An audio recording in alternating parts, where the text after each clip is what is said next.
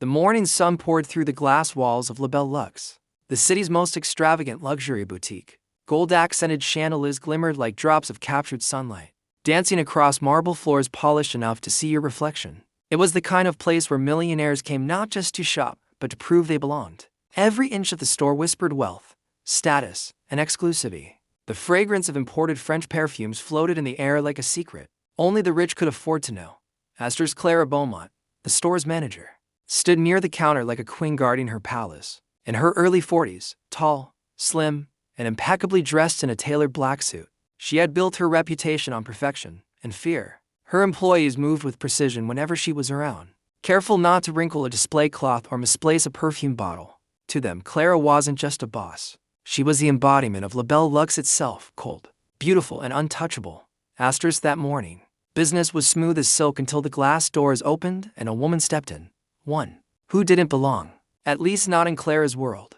Astor's, she was young, maybe mid-20s, with a soft, rounded belly that spoke of late pregnancy. Her long hair was tied loosely, her dress simple and worn, her shoes slightly dusty. There was no makeup, no jewelry, no handbag worth more than a month's rent. She looked tired, even fragile, yet her eyes were calm and steady, the kind that carried quiet storms. Astor's Clara's lips curled. She had seen this type before. Dreamers who wandered into her store to look around, hoping to touch luxury they couldn't afford. She whispered to one of the salesgirls, "Keep an eye on her. Don't let her stain the glass." The staff nodded obediently. Astor's, the woman, Elena, walked slowly through the aisles, running her fingers over handbags and fabrics as if feeling memories hidden within them. She paused near a display of diamond-studded necklaces, admiring one with soft awe. A young attendant, nervous but polite, approached her. "Astor's, Mum, can I help you find something?" Astor's, Elena smiled gently. "Yes, I'd like to see this necklace up close, please." Astor's, the salesgirl, hesitated but complied. Unlocking the glass case, she placed the necklace on a velvet pad. Elena looked at it with such emotion that for a moment, the salesgirl forgot everything Clara had warned and simply saw a woman lost in beauty. Astor's, Elena whispered, "It's perfect. I think I'll take it." Astor's, the salesgirl, blinked, uncertain. "Oh, of course, ma'am. It's $120,000. Astor's, Clara, watching from the counter, nearly choked on her coffee. She walked over briskly, her heels echoing like gunshots. "Astor's, excuse me," Clara said sharply. "This piece is extremely valuable. We don't allow handling unless we're certain of a customer's credentials." Her tone was coated with polite poison. Astor's, Elena turned to her, unbothered. "I said I'd take it." Astor's, Clara forced a smile. "Of course you would, dear. And how do you plan to pay for it?" Astor's, Elena reached into her small purse and took out a black platinum card, the kind issued only to the world's richest elite. The salesgirl's eyes widened. Clara froze, her words caught midair. Astor's, but pride was a powerful poison. Clara recovered with a fake laugh. "A card like that from you? Please, let's not play games. That's obviously fake. I'll have to ask you to leave before you embarrass yourself further." Astor's, Elena frowned slightly. "Are you saying I can't afford it?" Astor's, "I'm saying," Clara hissed, her patience thinning, "this is a luxury establishment, not a charity. Now take your things and leave before I call security." Astor's, a few customers began watching, whispering, recording. The tension thickened like fog. Elena tried to keep her composure.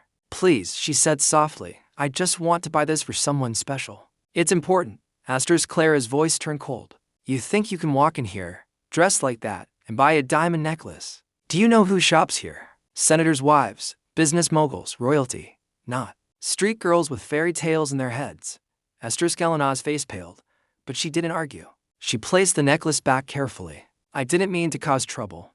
Astor's, "Then leave," Clara snapped. Astor's, as Elena turned, she accidentally brushed against a perfume display. A single bottle toppled and shattered on the marble floor. The scent of roses filled the air, but Clara only saw red. Asterisk, "Are you insane?" she shrieked, storming forward. Before anyone could react, she raised her hand and slapped Elena across the face. Asterisk, the sound echoed through the store. The world seemed to stop. Asterisk, Elena stumbled, holding her cheek, eyes wide not with anger but disbelief. The entire store fell silent. Even the air seemed afraid to move. Clara, breathing heavily, straightened her jacket. "Security," she shouted. "Get this woman out before she breaks something else." Asterisk, a guard hesitated. "Ma'am, she's..." Asterisk, "I said get her out." Clara barked. Asterisk, Elena's eyes shimmered with unshed tears, but she said nothing. She gathered her small purse, adjusted her dress, and walked out quietly, her dignity intact. Though her cheeks still burned. Asterisk as soon as the door shut behind her, the world outside seemed to exhale. She stepped into the street, where a black SUV waited. The driver immediately got out, alarmed. "Madam, what happened? You're hurt?" Asterisk, she shook her head slowly. "No, Carlos, I'm fine." Asterisk, he clenched his jaw. "Did someone lay a hand on you?" Asterisk, Elena's eyes darkened, a calm storm brewing within. "Take me home. I'll speak to my husband tonight." Asterisk, inside La Belle Luxe, Clara laughed with her staff, masking the trembling in her hands. "That'll teach people to respect boundaries," she said smugly. "Imagine pretending to buy diamonds." Asterisk, by evening, Clara's story was trending on social media. The footage of her slap had gone viral. Caption: luxury manager assaults pregnant woman for touching necklace. The store's PR team was in chaos, phones ringing nonstop. Clara dismissed it all with an eye roll. "It'll blow over. These online mobs forget everything in a week." Asterisk, but it didn't blow over. Asterisk, that night, in a grand mansion overlooking the city, Elena sat beside a man whose presence alone could silence entire rooms. His name was Dante Moretti, a name whispered in fear and respect. To the public, he was an international businessman. To those who knew better, he was the quiet storm behind the most powerful crime family in the city. Asterisk, Dante noticed the faint red mark on his wife's cheek. His voice was calm, but carried the weight of thunder. "Who did that?" Asterisk, Elena hesitated. "It's nothing, Dante. Just a misunderstanding." Asterisk, he leaned forward, his eyes turning to steel. "Someone hit my wife." Asterisk, she looked down, tears glistening. "A store manager. I went to buy something. She thought I didn't belong." Asterisk, for a long moment, Dante said nothing. Then, quietly, "What store?" Asterisk, La Belle Luxe. Asterisk, Dante stood, buttoning his suit with the kind of controlled fury that made even his guards avert their eyes. "Tomorrow morning," he said, "that store will regret existing." Asterisk, Elena reached out. "Dante, please." Asterisk, he kissed her hand gently. "You've always told me to be patient, but some lessons," he whispered, "must be taught." Asterisk, the next morning, before sunrise, a convoy of black cars pulled up in front of La Belle Luxe. Men in suits stepped out, not with guns, but with presence, the kind that made every onlooker step back. The store's glass doors opened, and Clara, confused and half awake, stood there to meet them. "Asterisk, can I help you?" she asked nervously. Asterisk, one man handed her a folded letter embossed with gold. "From Mr. Moretti." Asterisk, she frowned. "Who?" Asterisk, before she could finish, the man turned and walked away, leaving her trembling fingers to unfold the letter.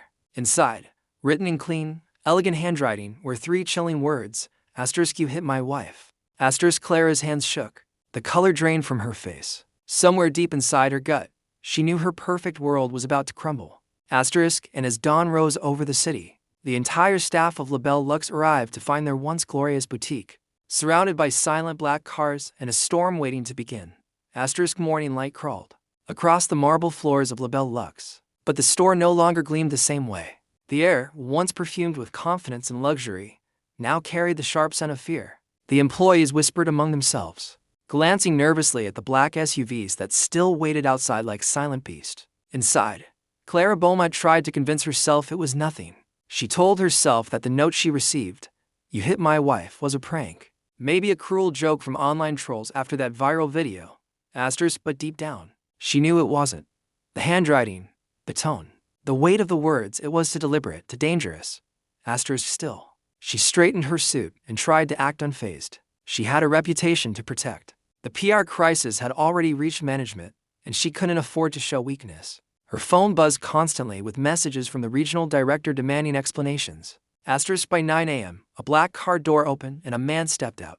Asterisk, he wasn't loud or dramatic. He wore a charcoal suit, black gloves, and sunglasses despite the morning sun. His walk was slow, deliberate, the kind of walk that made everyone move aside without being asked. Two more men followed him, each carrying a leather briefcase. Asterisk, Clara rushed to the door, pretending confidence. "Good morning, gentlemen," she greeted, her voice trembling beneath forced politeness. "May I ask what this is about?" Asterisk, the man removed his glasses, revealing eyes as cold as winter steel. "We're here to speak with the manager."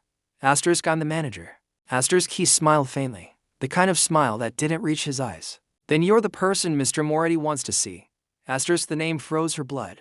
"Mr. Moretti?" she echoed. Asterisk, the man nodded. "He asked me to deliver a message in person. He would have come himself." but he's a family man. He prefers to avoid scenes. Clara tried to keep her composure. I don't understand. Oh, I think you do. The man placed a folder on the glass counter. Inside, you'll find a purchase agreement, effective immediately. Mr. Moretti has acquired controlling interest in Labelle Luxie's parent company. Every decision you make from this moment forward must go through him. Clara blinked, speechless. That's impossible. The owners would never. Already done. The man interrupted, his tone unbothered. As of 6 o'clock this morning, the acquisition was finalized. You now work for him. The employees gasped. Clara's world began to tilt. But why? What does he want from us? The man stepped closer, lowering his voice. You laid hands on his wife. The color drained from Clara's face. That woman, she tricked me. I didn't know who she was. That's the problem, the man said coldly. You didn't need to know who she was to treat her with decency. Clara stammered. Please, tell him I'm sorry. I'll apologize in person. I'll do anything. The man smirked. You'll get your chance. Mr. Moretti would like to visit later today. He'll be bringing his wife. The man turned to leave, but not before saying one last thing. Make sure the store looks perfect. He appreciates attention to detail. And then they were gone. For the next several hours, Clara's nerves unraveled thread by thread. She barked orders at her staff, rearranging displays, polishing surfaces, rehearsing apologies. Every glance, every whisper from her employees felt like judgment. At noon, the cars returned. When the doors opened, Dante Moretti stepped inside, his wife Elena beside him. The store fell silent, every heartbeat seeming to wait for permission to move. Elena looked serene, her hand resting gently on her belly, eyes soft yet unreadable. Danny's presence, however, filled the entire space. He wasn't angry in the way people usually were. His anger was colder, sharper, the kind that cut without raising a voice. Clara hurried forward, trembling. Mr. Moretti, sir, please. I didn't know. I thought. Dante raised his hand slightly, and she fell silent instantly. My wife came here to buy a gift, he began, his tone calm and controlled. She was insulted, humiliated, and struck by the person responsible for upholding your store's reputation. He looked around slowly, and instead of remorse, I see fear. Fear of consequence, not of conscience. Clara dropped to her knees. Please, sir. I beg you. It was a mistake. I didn't mean to. Dante turned to Elena. You tell me, Amor. What should happen to her? Elena's voice was soft but carried weight. I don't want her hurt, Dante. I just want her to understand what she did. He nodded slightly. Then she will. He motioned to one of his men, who opened a folder and placed it on the counter. The same one where Clara had refused to serve Elena. Inside were new employment papers. You're no longer the manager, Dante said quietly. From now on, the store will be managed by someone who understands dignity, my wife. Gasps erupted around the room. Clara looked up, horrified. What? You can't. I can, Dante replied, his voice still calm. Because I own this place now. Every brand under this roof belongs to me. You should be grateful, Ms. Beaumont. I could have had you blacklisted, ruined, forgotten. But my wife asked for mercy. So, you'll have it, in the form of humility. He handed her a paper.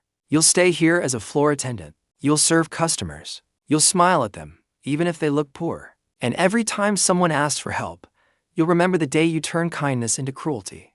Clara's lips trembled. You can't do this to me. I already have, Dante said simply. Elena stepped forward, looking down at her. Clara, she said softly, the necklace I wanted wasn't for me. It was for my husband, to celebrate the child we've waited years to have. I didn't come here to show off or to prove anything. I came as a customer, like anyone else. Tears streamed down Clara's face. I'm so sorry, she whispered. I believe you, Elena replied. But the people you mistreated before me, they'll never hear those words. Make sure no one else ever has to. Elena turned, slipping her hand into Danny's. Together they walked toward the exit. Cameras flashed outside. Journalists gathered. Word had already spread that the infamous manager who slapped a pregnant woman was being confronted by the new owner himself. Before stepping out, Dante paused and looked back one last time. The world remembers cruelty longer than it remembers apologies, he said. Be wise with what you leave behind. And with that, they were gone.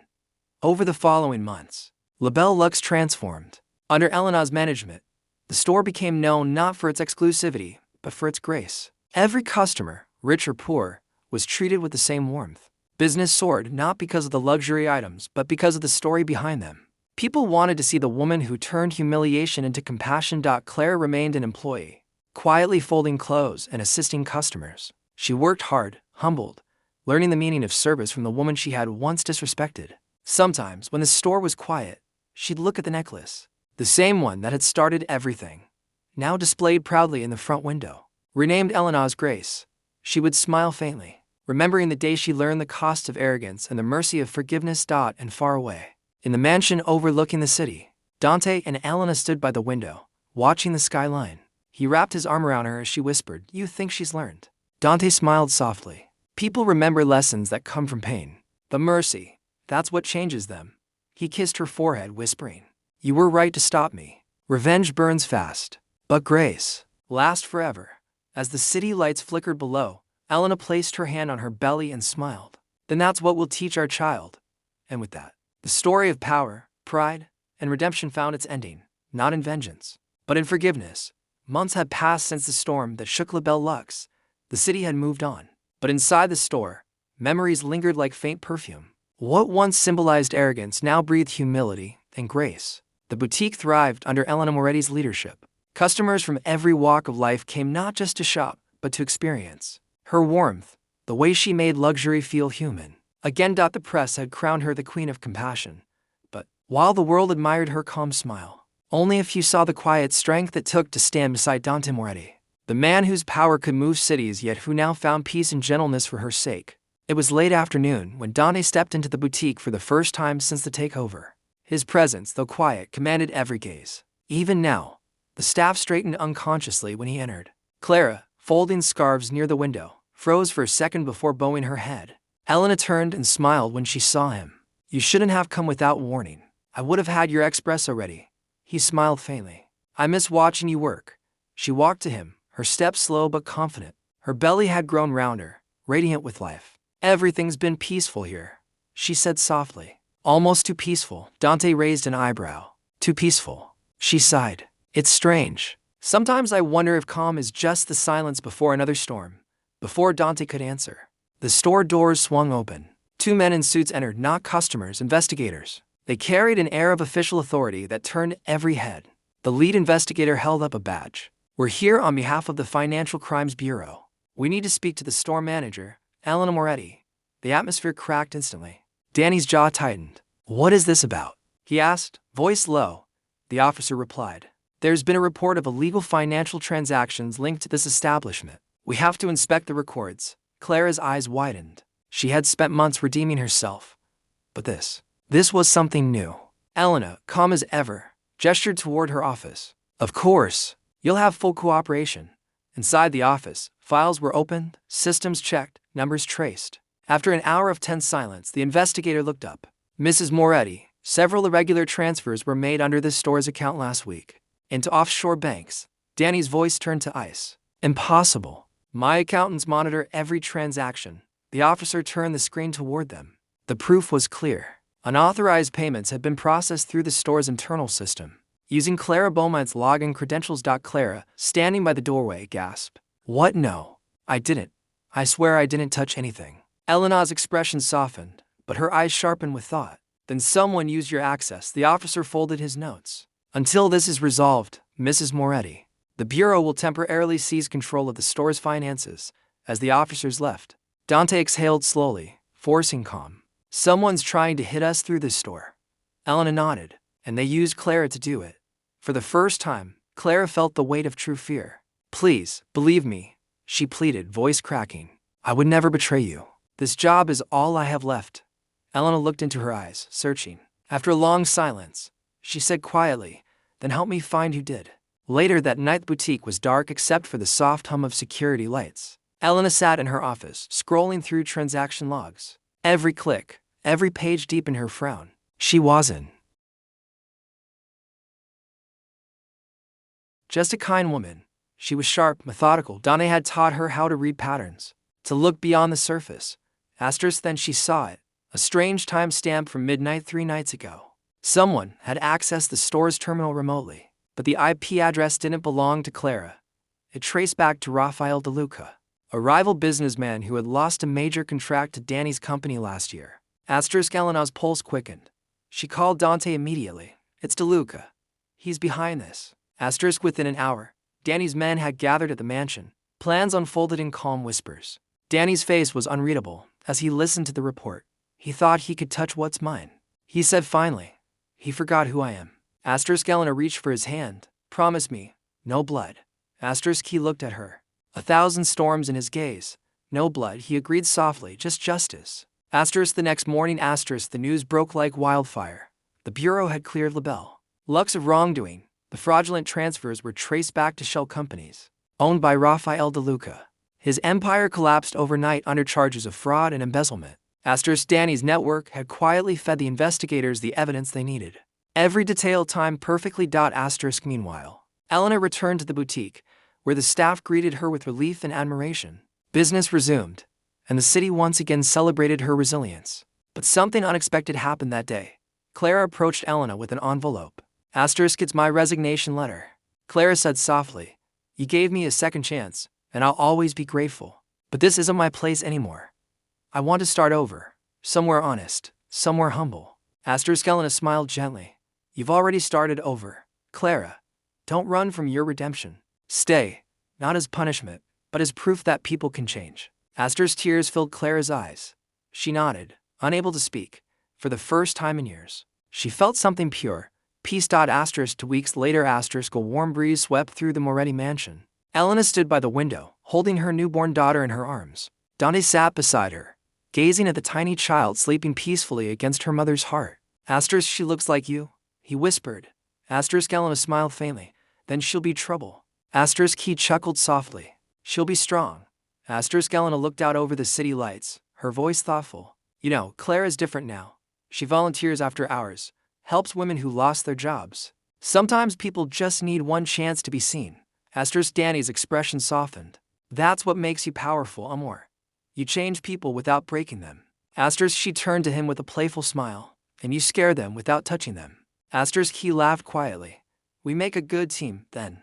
The baby stirred, letting out a tiny sound. Elena brushed her cheek gently. When she grows up, I'll tell her this story, about how kindness can change the cruelest hearts. Dante nodded, his eyes glowing with pride. And I'll tell her what happens when someone forgets to show respect to her mother. Elena laughed softly, leaning against him.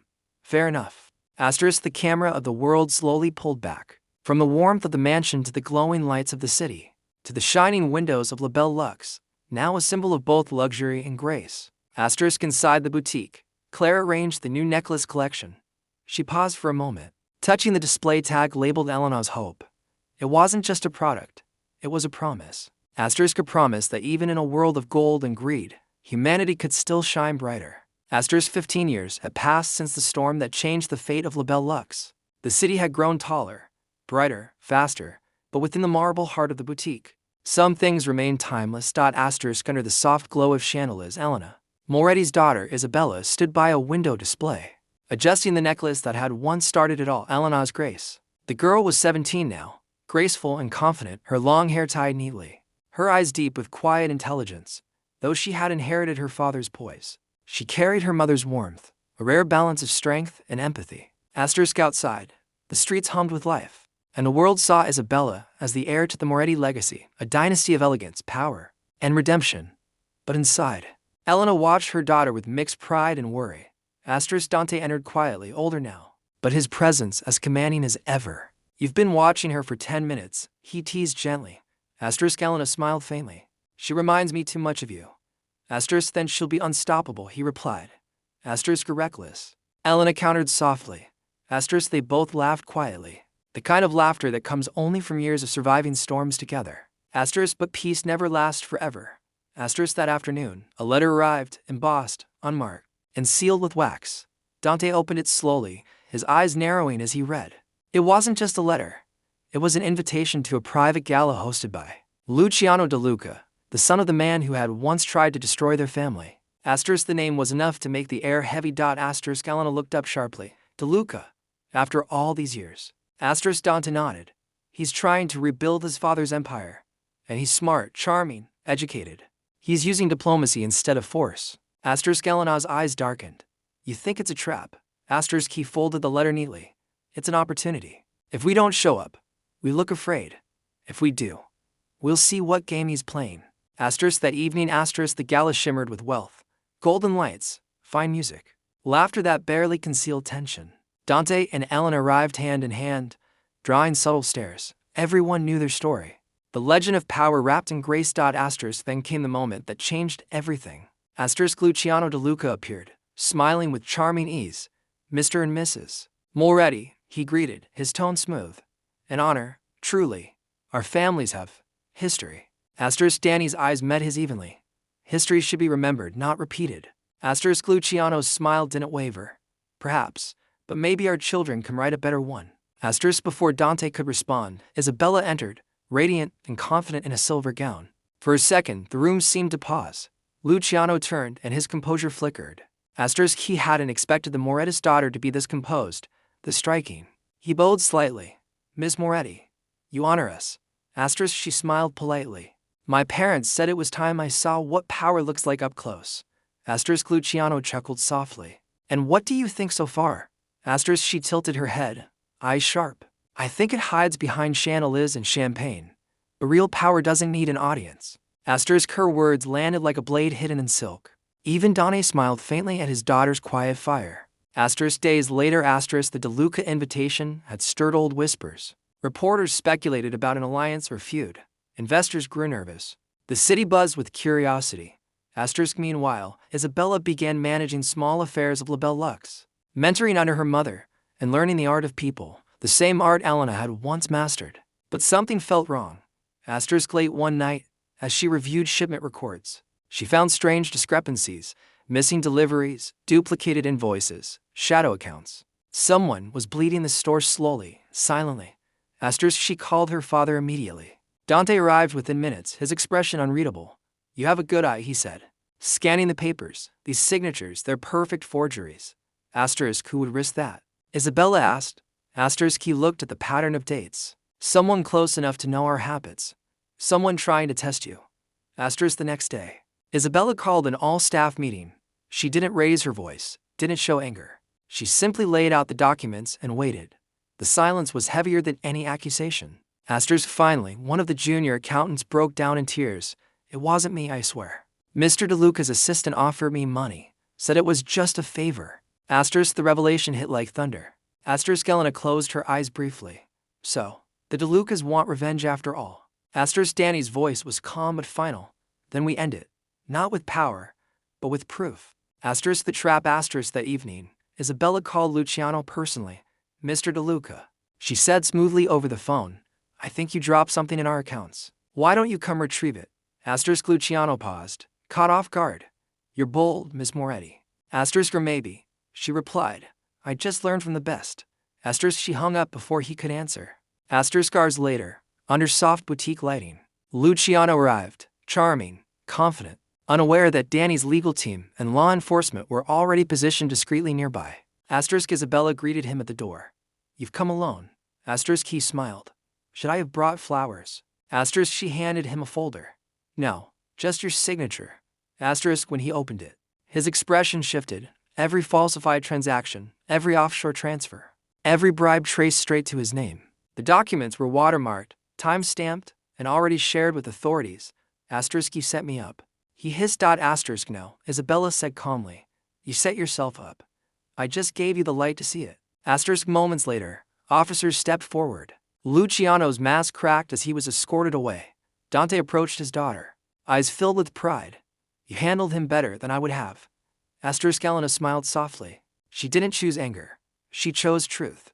Isabella turned to her parents. You both taught me that grace isn't weakness. It's the highest form of strength. Epilogue. Months later, the scandal was over. Label Lux thrived stronger than ever. Not because of wealth, but because of the legacy behind it. The story of a slap that became a lesson, of pride that turned into purpose, and of a family that proved power and compassion could coexist. Clara now. The store's senior mentor often told new employees, never forget the day we learned that kindness is the finest luxury. In the mansion overlooking the city, Elena watched her daughter prepare for her first official leadership gala. Dante stood behind them, silent, proud. Isabella adjusted her mother's necklace. Elena's grace now resting against her own neck. Do I look ready? She asked softly. Elena smiled. More than ready. Dante nodded. Remember, Power fades, but respect lasts forever. As Isabella stepped out into the glowing night, the city lights reflected in her eyes, the reflection of 2 generations' lessons, of mistakes turned into wisdom, and of a legacy not built on fear, but on grace. And somewhere deep in the hum of the city, the old story of arrogance and redemption, whispered into a new one, promised that true strength always wears the face of kindness.